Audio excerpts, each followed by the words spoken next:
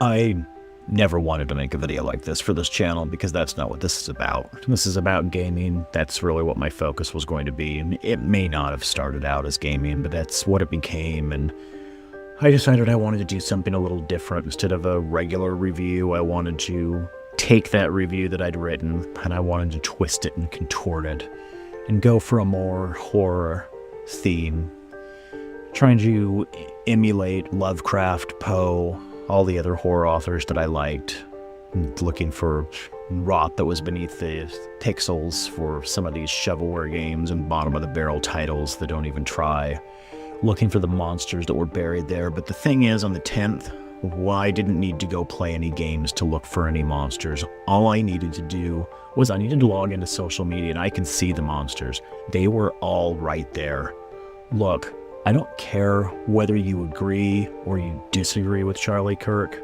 What my concern is that some of you went and decided that the best solution once that happened wasn't to just stay silent. It wasn't to let the people that were fans of his have some breathing room. You wanted to go out on social media and you wanted to celebrate. And that's when I saw the real monsters that were out there. I know a lot of you, oh, you wore those masks, didn't you? You tried to hide exactly what you were, and then those masks slipped. And then you decided you were going to put them back on and try and just play it off. No, you meant every single word of it, and we all know it. I listened to Charlie Kirk once in a while. I would watch some of the videos. I agreed with some of his stuff. I disagreed with some of his stuff. But that's like just about anyone. I agree with some of their takes, and I disagree. But I would never, in my entire life, want to wish death on someone. I don't want to point fingers. I don't want to put labels on political parties. The thing is that most of us know exactly where a lot of this came from, despite the fact that today I see a lot of lies and a lot of misinformation, and a lot of you won't bother to take the time to just go do some research. You'll find a post on social media instead of expending the effort to actually go look it up, to find out what's true and what isn't. You will run with it. You will say it's the absolute truth. And God forbid if someone disagrees with you, because what you'll do is the same thing that I have watched for 10 years. You will go on and you will call names and you will yell at them. And if the difference of opinion continues, you will cease being friends with them because you have no argument. You never did. What you've done is you've sat and called a whole group of people names. Nazis, fascists, authoritarians. And then I see some of you out here on social media who decided that you were going to post your little videos and you were going to celebrate. And then you get fired from your jobs and you're out here crying, oh, what about my freedom of speech? Maybe you need to go look at the Constitution and understand, yes, the First Amendment does guarantee you freedom of speech, which will not be infringed by the government. The government didn't stop you from making those posts. No one stood in your way. Your moral compass certainly didn't stop you.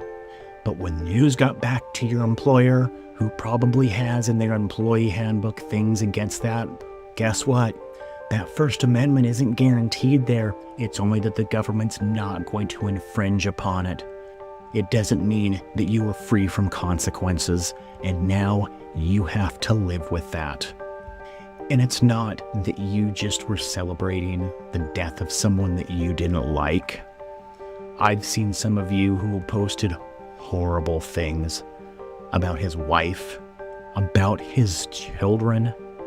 There's a 3-year-old girl right now who is looking for her daddy that she will never see again, ever. There is a 6-month-old girl that doesn't even realize daddy's gone. And to some of you, that is hilarious and it's funny. And then you're out here making lists of who you would like to see taken out next.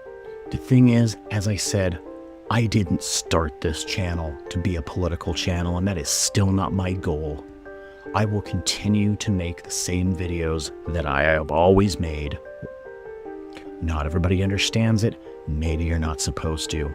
But here's the thing. When something like this happens, and some of us watch how some of you react to this, it kind of wakes something up inside of us. It wakes up something because a lot of us have stayed very, very quiet, and a lot of us are tired of being quiet, and we are tired of listening to you tell other people to shut up and sit down because you don't agree with their opinions.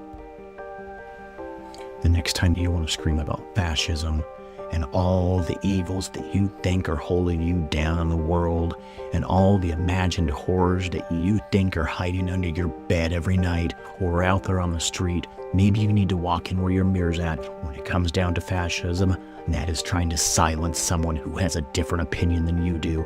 And the reality here is that you were very complicit in applauding this. I just want to do my reviews. That's it. Maybe once in a while, I will talk about the rot that I see in the gaming industry. Oh, and believe me, Sucker Punch, oh, I have a video coming for you because you certainly showed us exactly who you were. And I am so sorry that it happened because you have some titles that I enjoy so much, and you may have eliminated one part of the rot from your company, but we know there is still stuff festering in the bottom that you haven't bothered to take care of at this point. The reality here is that most of you, again, aren't going to get what I'm doing on this channel. You all expect regular sanitized reviews.